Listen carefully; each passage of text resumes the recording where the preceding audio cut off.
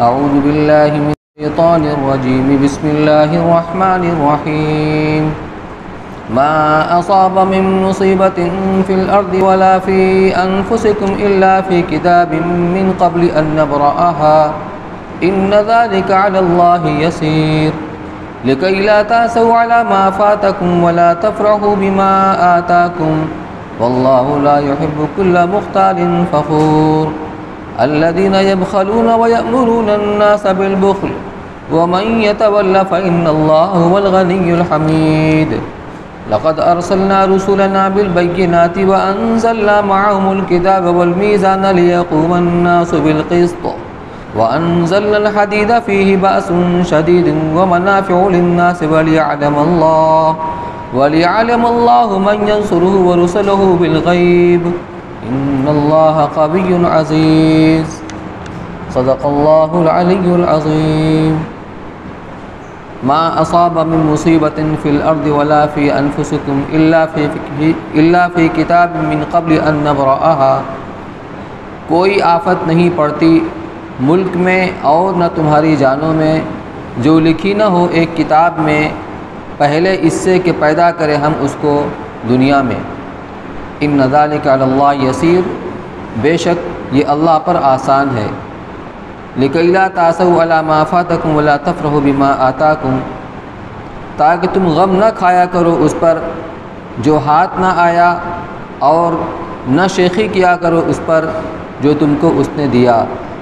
واللہ لا يحب كل مختال فخور اور اللہ کو خوش نہیں آتا کوئی اترانے والا بڑائی مارنے والا الذین یبخلون ویأمرون الناس بالبخل وہ جو کہ آپ نہ دیں اور سکھلائیں لوگوں کو بھی نہ دینا ومن یتولی فإن اللہ هو الغنی الحمید اور جو کوئی منہ موڑے تو اللہ آپ ہے بے پرواہ سب خوبیوں کے ساتھ موصوف لقد ارسلنا رسولنا بالبینات وانزلنا معهم الکتاب والمیزان لیقوم الناس بالقسط ہم نے بھیجے ہیں اپنے رسول نشانیاں دے کر اور اتاری ان کے ساتھ کتاب اور ترازو تاکہ لوگ سیدھے راہ پر سیدھے رہیں انصاف پر وانزلنا الحدید فیہ باس شدید ومنافع للناس اور ہم نے اتارا لوہا اس میں سخت لڑائی ہے اور لوگوں کے کام چلتے ہیں وَلِيَعْلَمَ اللَّهُ مَن يَنصُرُهُ وَرُسُلُهُ بِالْغَيْبِ اور تاکہ معلوم کرے اللہ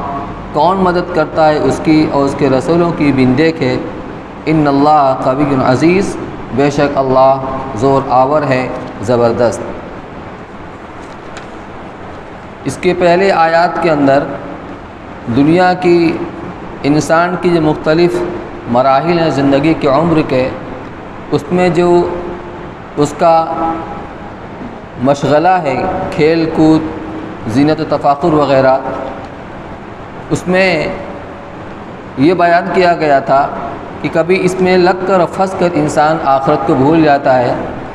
اور اصل آخرت کی تیاری کا موقع نہیں ملتا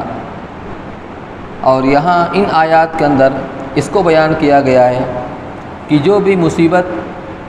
اور جو بھی آفت انسانی زندگی کے اندر آتی ہے چاہے اس کا تعلق انسان کے باہر خارجی چیزوں سے ہو روئے زمین میں ملک کے اندر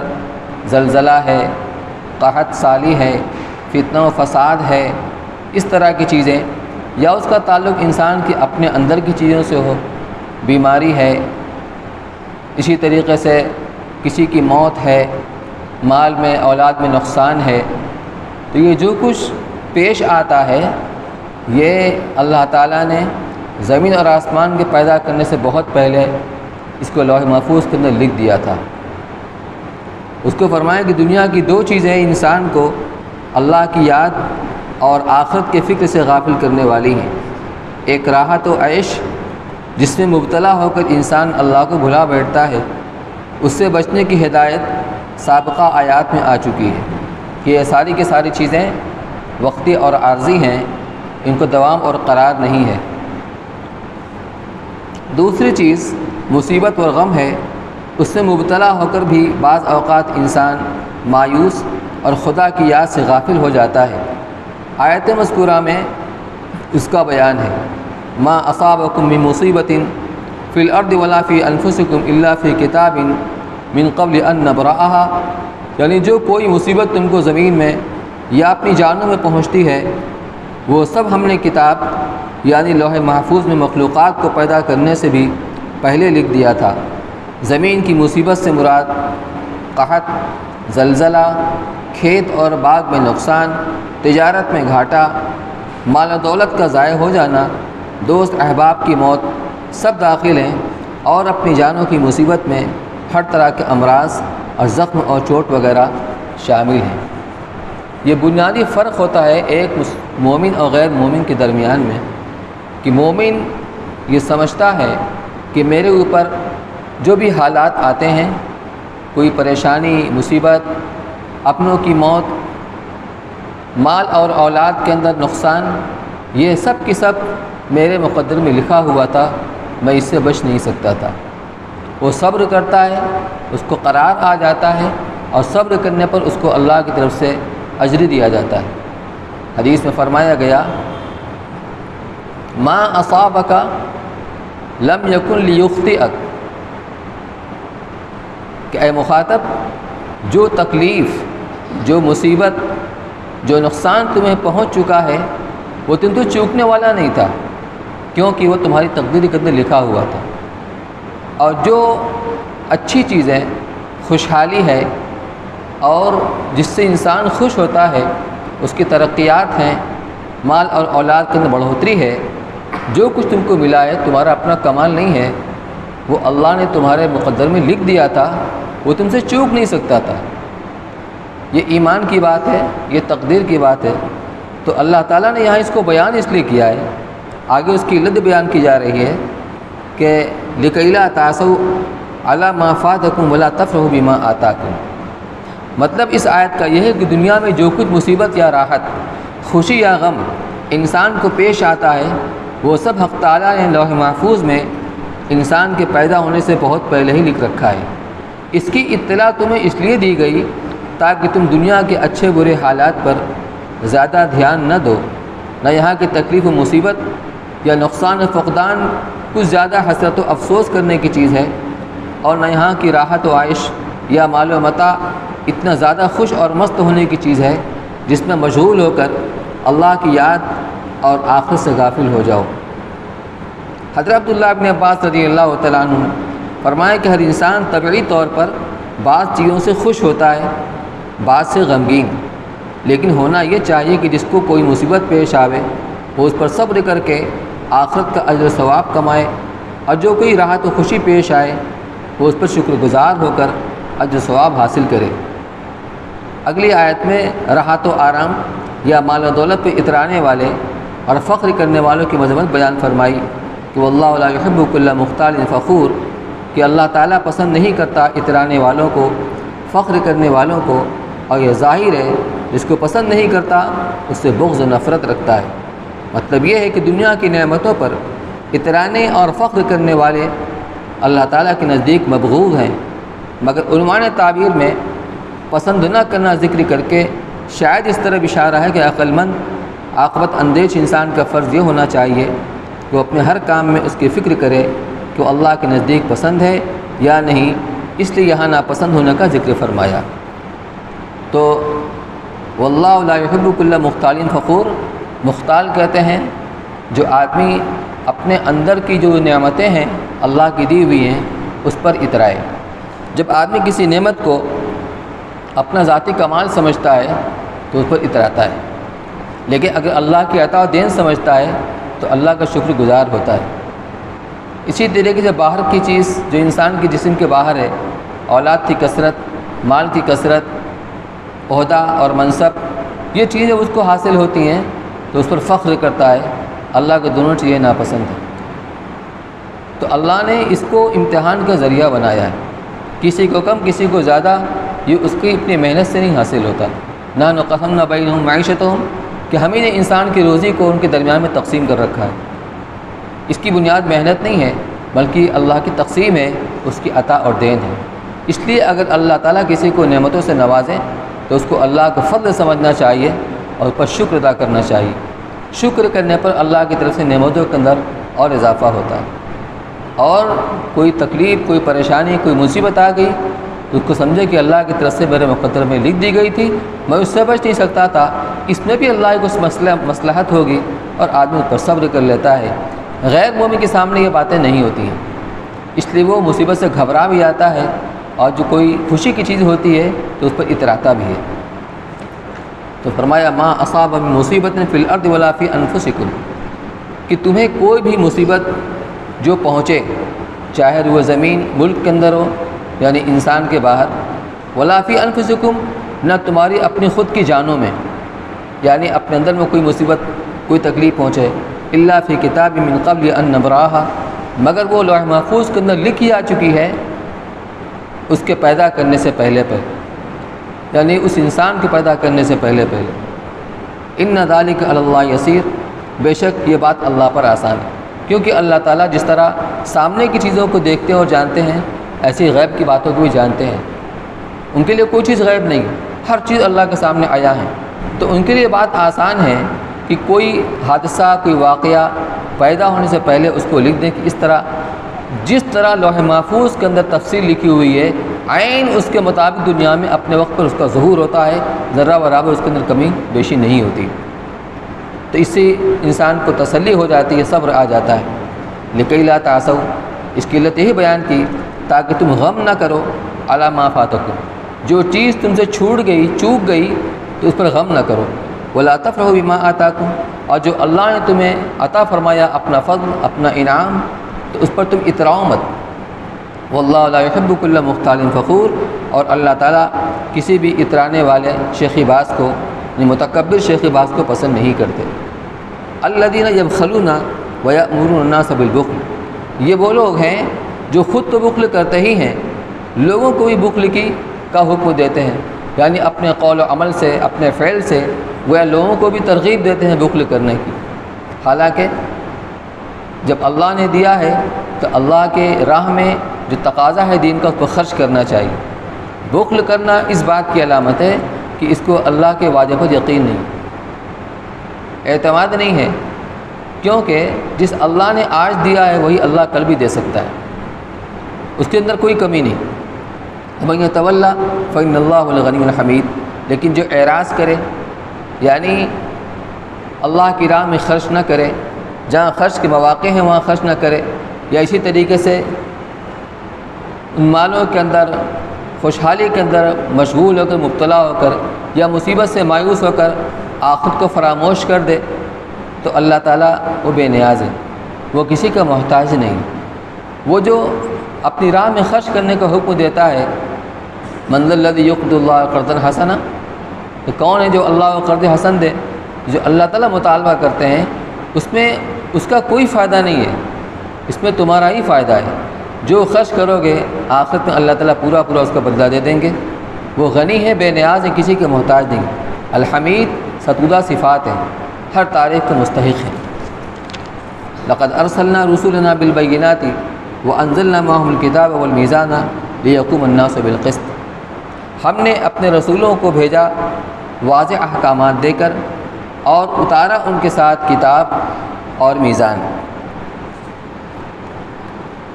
یہاں ترجمہ میں لکھا ہوا ہے کہ اتاری ان کے ساتھ کتاب اور ترازو، اور خلاصہ تفسیر میں حضرت تھانوی رحمۃ اللہ نے اس کا ترجمہ کیا ہے کہ ہم نے اتارا اس کتاب کو،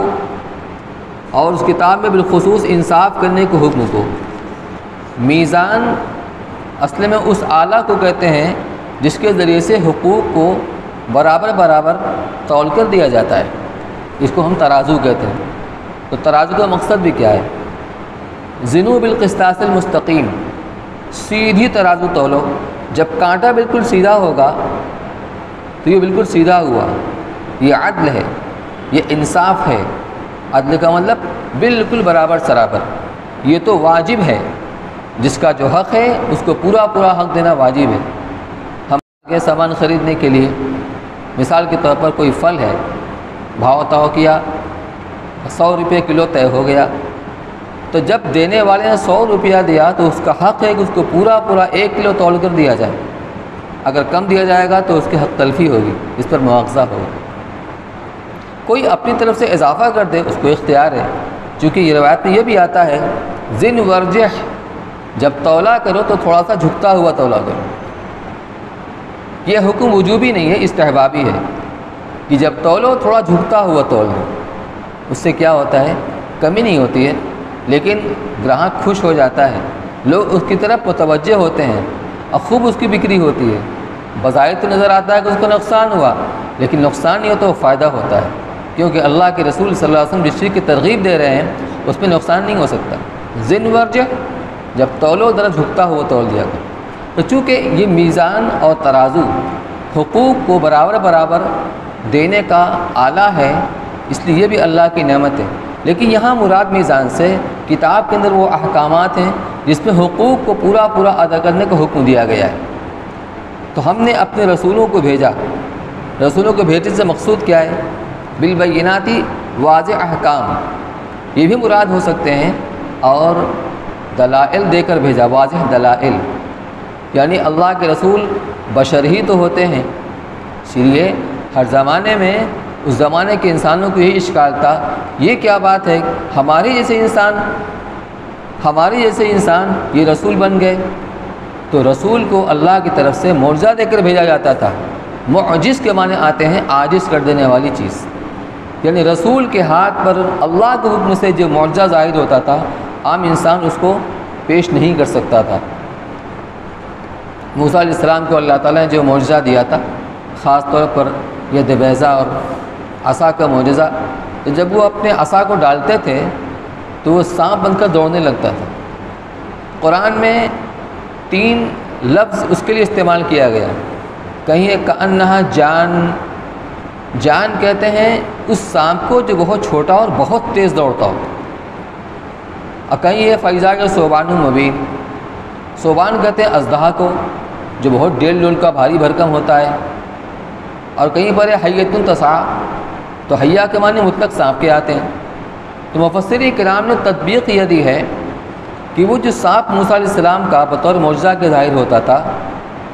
تو وہ اژدہا 1.5 لول کا، یعنی وہ سانپ بنتے ہی بڑھنے لگتا تھا۔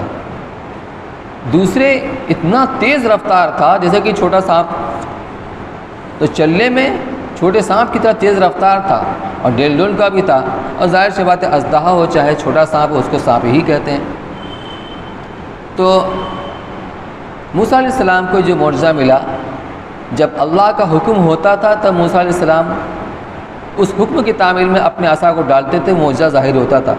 نبی کو اختیار نہیں ہوتا جب چاہے معجزہ کو ظاہر کر دیں، اس تو قرآن میں جگہ جگہ ہے، ہم نے حکم دیا کہ موسیٰ اپنا عصا مارو، کبھی دریا پر مارو، کبھی پتھر پر مارو، جب اللہ کا حکم ہوتا ہے تب۔ تو جب مقابلے میں 70,000 جو فرعون کے جادوگر جو ملک کے مختلف حصوں سے منتخب کر کے لائے گئے تھے مقابلے کے لیے، اس بڑے میدان کے اندر اکٹھا ہوئے، انہوں نے بھی اپنی رسیاں اور لاٹھیاں زمین پر ڈالی اور سانپ بن کے ریگنے لگے۔ تو موسیٰ علیہ السلام نے بھی اللہ کے حکم سے جب اپنے عصا کو ڈالا تو اژدہا بن کر سب کو نگل گیا۔ تو جادوگر جانتے تھے کہ جو جادو سے سانپ بنایا جاتا ہے وہ حقیقت میں سانپ نہیں ہوتا، وہ صرف نظر بندی ہوتی ہے۔ تو جادوگر جیسا دکھلانا چاہتا ہے لوگ ویسا ہی دیکھتے ہیں، تو وہ سمجھ گئے کہ واقعتاً اللہ کے نبی ہیں، جادوگر نہیں ہیں، اس لیے فوراً وہ ایمان انہوں نے سجدے میں گر گئے اور ایمان قبول کر لیا، کیونکہ وہ جانتے تھے۔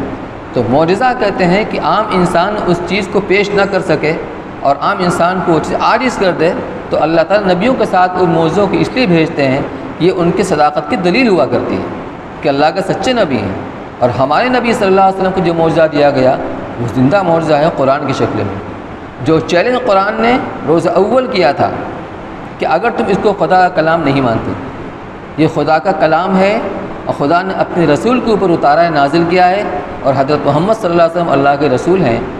اگر تمہیں اس میں کوئی شک شبہ ہے کہ خدا کا کلام نہیں ہے تو تم بھی تو صاحب زبان ہو، اس جیسا کوئی کلام پیش کرو،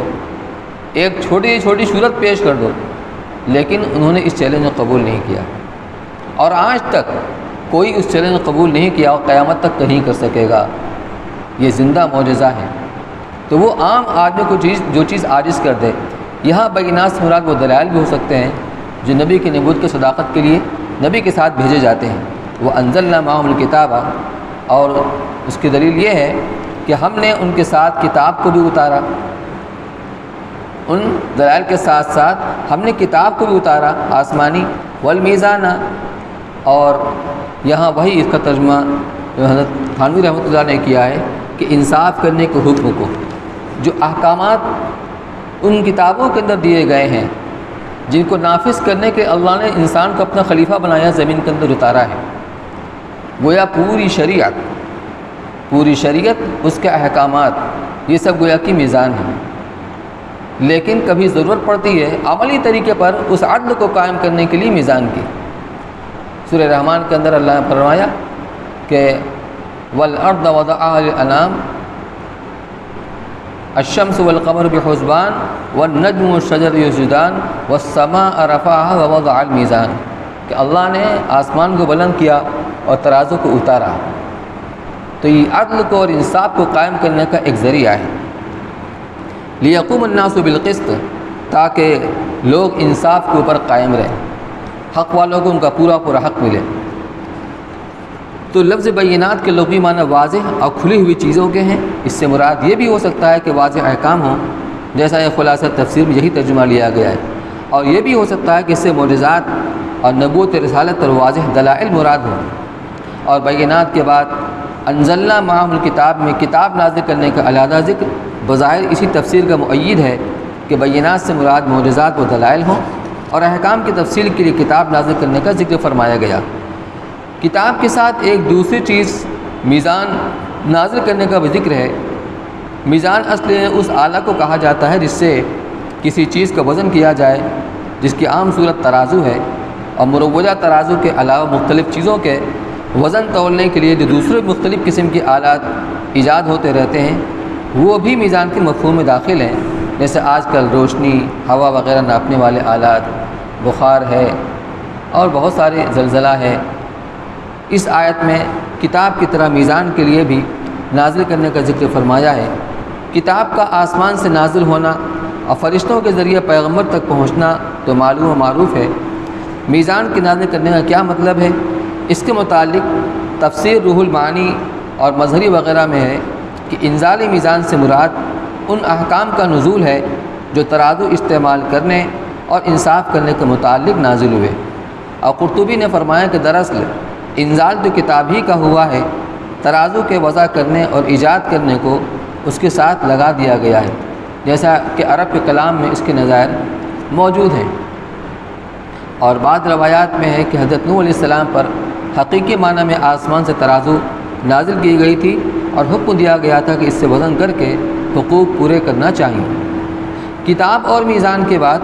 ایک تیسری چیز کی نازل کرنے کا ذکر ہے، یعنی حدید. وانزلنا الحدید، حدید کے معنی آتے ہیں لوہا.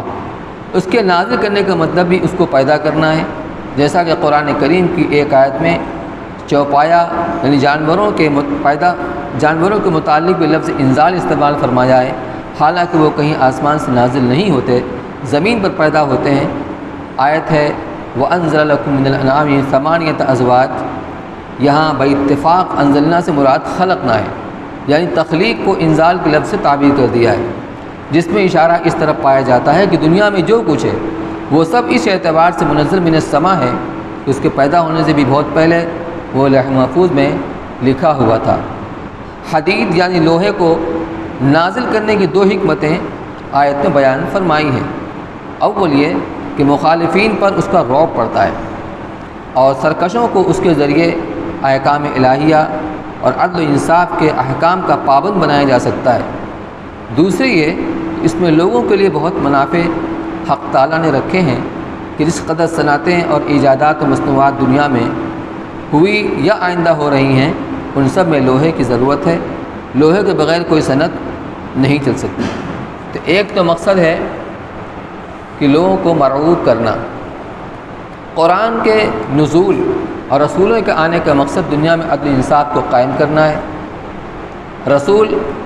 اور ان کے نائبین علماء امت وہ حق اور ناحق کو بیان کر دیتے ہیں صاف صاف، یہ حق ہے یہ ناحق ہے. یہ صحیح ہے یہ غلط ہے، تاکہ لوگ غلط سے بچیں اور صحیح کو اختیار کریں،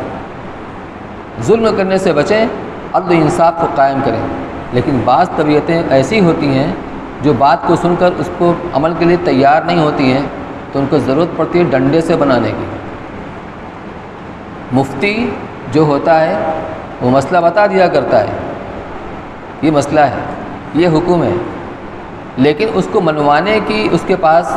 کوئی قوت اور طاقت نہیں ہوتی ہے۔ لیکن جو قاضی ہوتا ہے اسلامی حکومت کے اندر، اس کے پاس دونوں طاقت ہوتی ہے، وہ مفتی بھی ہوتا ہے اور قوت قاہرہ اس کے پاس ہوتی ہے۔ اگر نہیں مانو گے نا تو ڈنڈے سے مانو گے، تلوار سے، ہتھیار سے، کیسے نہیں مانو گے، اس کی ضرورت پڑتی ہے۔ جیسے ہمارے مولانا عمر صاحب رحمۃ اللہ علیہ فرماتے تھے کہ دنیا میں ایسے لوگ ہیں زہریلے پھوڑے کی طرح سے، کہ پھنسی ابتدا کے اندر جب چھوٹی ہوتی ہے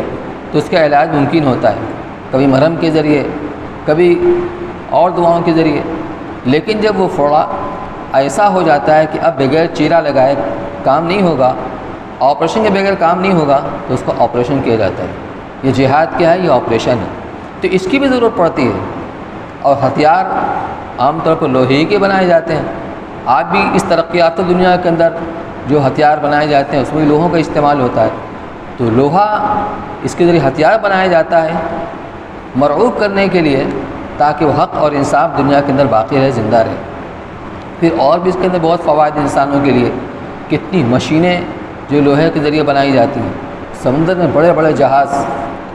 کتنے بڑے بڑے جہاز ہوتے ہیں، پورا شہر اس کے اندر گویا کہ آباد ہوتا ہے، وہ سب لوہے سے بنائے جاتے ہیں۔ تمام چیزوں کے لوہے کا استعمال ہوتا ہے، مکان اس کے اندر لوہے کا استعمال ہوتا ہے، تو یہ اللہ کی نعمت ہے۔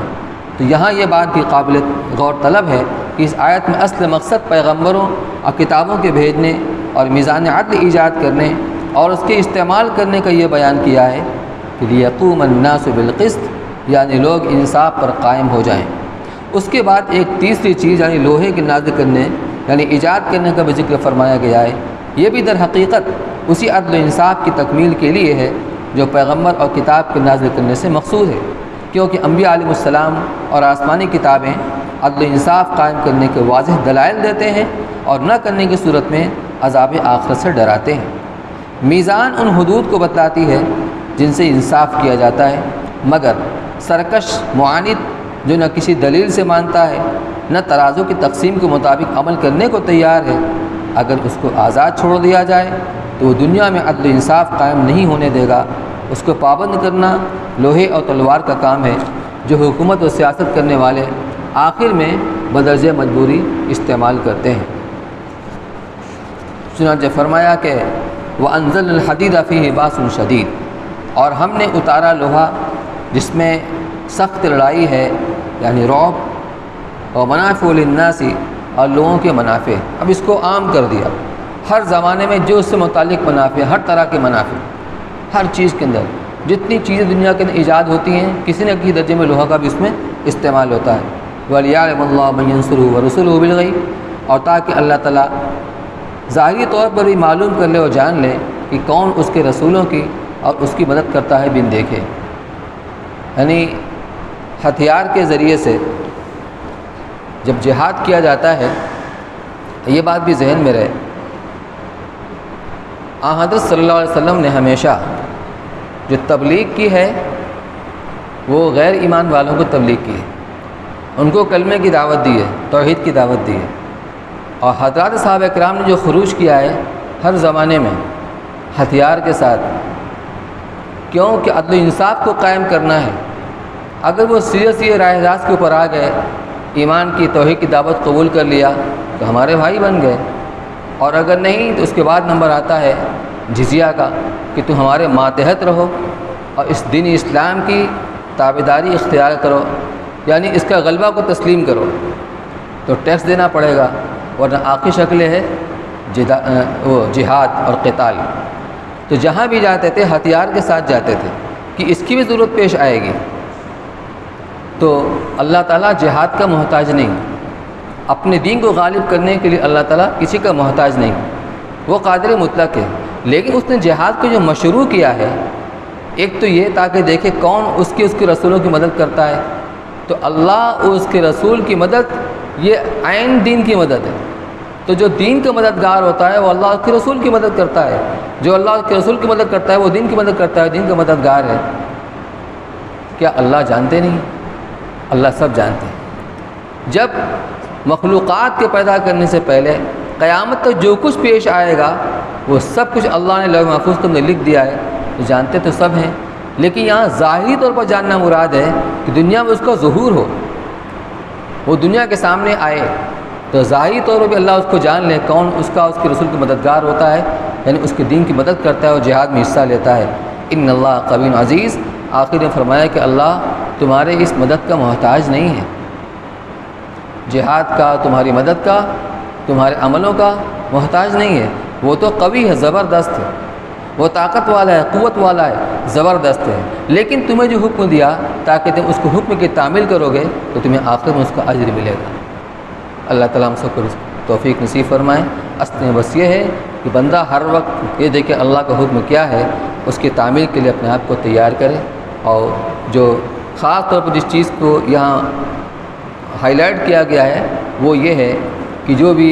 نعمت اللہ کی طرف سے پہنچے تو بندہ اتنا مشغول نہ ہو جائے کہ آخر کی تیاری کو فراموش کر دے، اب کوئی مصیبت آئے تو اتنا مایوس نہ ہو جائے وہ بھی آخر سے غفلت کا ذریعہ اور سبب بن جائے۔ دعا فرمائیں۔ اللہم صلی علی سیدنا و شفیعنا نبینا مولانا محمد وبارک وسلم۔ ربنا ظلمنا انفسنا وان لم تغفر لنا وترحمنا لنکونن من الخاسرین۔ لا الہ الا انت سبحانک انی کنت من الظالمین۔ اے اللہ ہم سب کے یہاں بیٹھنے کو بے انتہا قبول فرما، اے اللہ کہنے سننے کو بے انتہا قبول فرما، اے اللہ تیرے پاک کلام کی تشریح پیش کی گئی، اس میں جو بھی کمی کوتاہی ہو اپنے دریا رحمت سے معاف فرما۔ اے اللہ جو اس کے مضامین ہیں ہم سب کے ذہن کے اندر اس کو جاگزی فرما، اے اللہ ہم اس پر عمل کرنے کی توفیق نصیب فرما، اپنے پاک کلام کے ساتھ سچی وابستگی نصیب فرما، یا اللہ کثرت کے ساتھ تلاوت کرنے کی، اس کے معنی میں غور و فکر کرنے کی، یا اللہ اپنے کلام کے اپنے ان احکامات کو سننے کی اور پر عمل کرنے کی توفیق نصیب فرما۔ ہم سب کو قرآن زندگی اختیار کرنے کی توفیق نصیب فرما، اپنا لطف کا کرم کا رحم کا فضل کا عافیت کا معاملہ فرما۔ اے اللہ اس مہاماری کو، بے روزگاری کو، کساد بازاری کو ختم فرما۔ اے اللہ اپنی رحمت کا نزول فرما، اے اللہ اپنے کرم سے، اپنے فضل سے، اللہ تیرے بہت سارے بندے اے اللہ بے روزگار ہیں، اے اللہ اپنی روزی روٹی کے مسئلے سے کو لے کر پریشان ہیں، اے اللہ تو ہی وسعت دینے والا ہے، اے اللہ تو ہی کشادگی پیدا کرنے والا ہے، اے اللہ اپنے کرم سے، اپنے فضل سے حلال روزی کا اے اللہ غیب سے اسباب مہیا فرما، ہر ایک کی پریشانیوں کا عافیت سے دور فرما، بیماروں کا صحت اور عافیت نصیب فرما، پریشان حالوں کی پریشانیوں کو دور فرما، اے اللہ اپنے لطف کا کرم کا رحم کا فضل کا عافیت کا معاملہ فرما۔ ربنا تقبل منا انك انت السميع العليم وتب علينا انك انت التواب الرحيم، وصلى الله تعالى على خير خلقه سيدنا محمد وعلى اله وصحبه اجمعين برحمتك يا